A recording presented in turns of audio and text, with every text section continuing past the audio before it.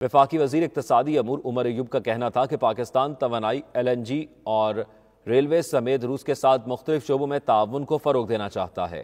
ہماری خواہش ہے کہ روسی کمپنیاں پاکستان میں توانائی سمیت مختلف شعبوں میں سرمایہ کاری کریں۔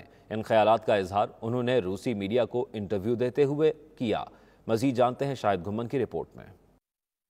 پاکستان اور روس نے دوسرے روز بھی مختلف شعبوں میں تعاون کو فروغ دینے پر بات چیت کی۔ پاکستان کے متعلقہ وزارتوں کے نمائندوں نے ویڈیو لنک کے ذریعے شرکت کی۔ فریقین کے درمیان ٹرانسپورٹ، تجارتی حجم، کسٹم ڈیوٹی، زرعی اجناس، ہوائی سفر اور دیگر شعبوں میں تعاون کے بارے میں بات چیت ہوئی۔ اس موقع پر روسی میڈیا کو انٹرویو دیتے ہوئے عمر ایوب کا کہنا تھا کہ اجلاس میں دونوں ممالک کے درمیان توانائی اور تجارتی تعلقات کے فروغ سمیت اہم امور پر تفصیلی بات چیت ہوئی۔ ان کا مزید کہنا تھا کہ افغانستان میں صورتحال کی بہتری تک 4 فریقی گیس پائپ لائن منصوبہ تاپے اور کاسا جیسے اہم منصوبوں کے نفاذ و اطلاق پر کام مؤخر کر دیا گیا ہے۔ افغانستان میں اس وقت تاپے یا کسی اور منصوبے پر کوئی کام نہیں ہو رہا۔ افغانستان میں عالمی بینک کی فی الوقت نمائندگی نہیں ہے۔ صورتحال مستحکم ہونے کے بعد ان منصوبوں پر پیش رفت ہو سکتی ہے۔ ان کا کہنا تھا کہ پاکستان اسٹریم گیس منصوبے کے تحت 1000 کلومیٹر پائپ لائن کی تعمیر پر 2.5 سے لے کر 3 ارب ڈالر تک کے اخراجات کا اندازہ ہے۔